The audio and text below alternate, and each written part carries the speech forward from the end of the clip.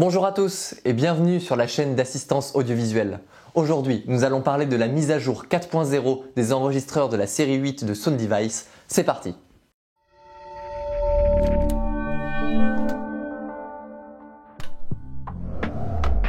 Comme pour tous les enregistreurs audio numériques présents sur le marché, ceux de la série 8 bénéficient régulièrement de mises à jour de leur logiciel interne. Elles permettent de corriger des bugs, de changer certaines fonctions ou d'en ajouter de nouvelles. La version 4.0 pour les enregistreurs de la série 8 est une mise à jour majeure qui étend les possibilités de ces appareils.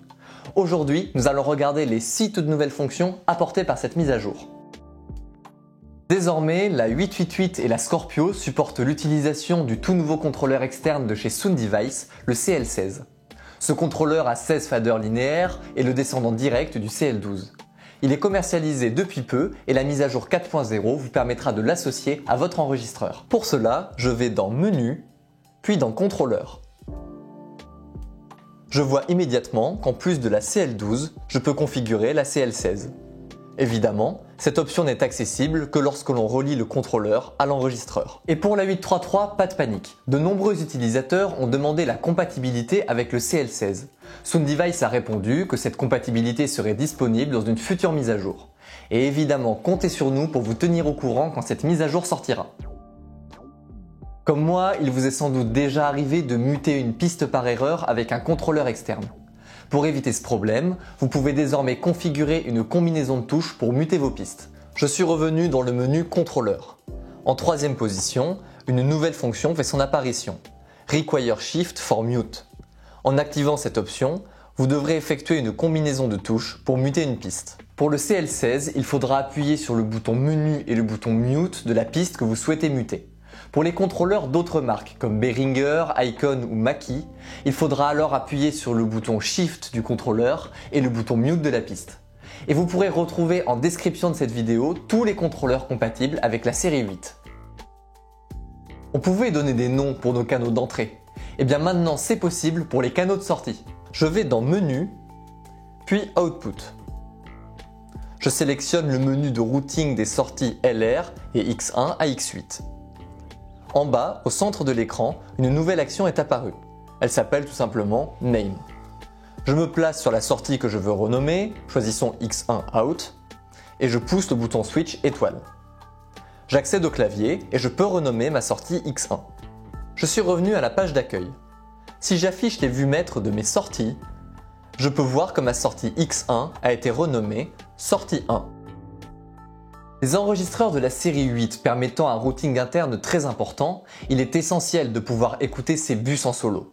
Avec cette nouvelle version, c'est toujours possible, mais vous n'aurez plus besoin de créer de presets d'écoute spécifiques. Tout d'abord, je choisis d'afficher mes bus sur ma page d'accueil. Vous remarquerez que j'écoute actuellement mon mix stéréo et non mes bus. Si je veux écouter mon bus numéro 1 en solo, je clique dessus avec le bouton de sélection. Tout de suite, j'entends en solo ce bus. Cela est dû à la toute nouvelle action Solo en bas à gauche de l'écran. De base, cette option est activée sur tous les bus. Si vous ne voulez pas activer le solo, vous avez juste à pousser le bouton Switch Tone. En revenant à ma page d'accueil, mon écoute rebascule automatiquement sur mon écoute précédente. Dans le cas des bus linkés en stéréo, le solo fonctionnera également. Le numéro impair sera routé dans l'oreille gauche et le numéro pair dans l'oreille droite. Il y a une autre nouveauté qui concerne les bus. Depuis la page de routing de chaque bus, vous allez pouvoir configurer le niveau d'envoi d'une piste qui entre en mode Send. Avant, vous ne pouviez le faire que depuis la page de configuration de chaque piste. Je suis revenu dans la page de routing de mon bus numéro 1. Pour l'exemple, j'ai configuré l'envoi du canal 1 en pré-fader, le 2 en post-fader et le 3 en mode Send. Quand je passe sur le canal 1 et 2, je peux voir qu'une nouvelle action associée au bouton Switch étoile est grisée. Mais si je vais sur le canal 3 qui est en mode Send, cette option me permet de régler le niveau de mon envoi. Il ne me reste plus qu'à sélectionner cette option et à régler la valeur à l'aide du bouton casque. La dernière nouveauté concerne les cartes SD.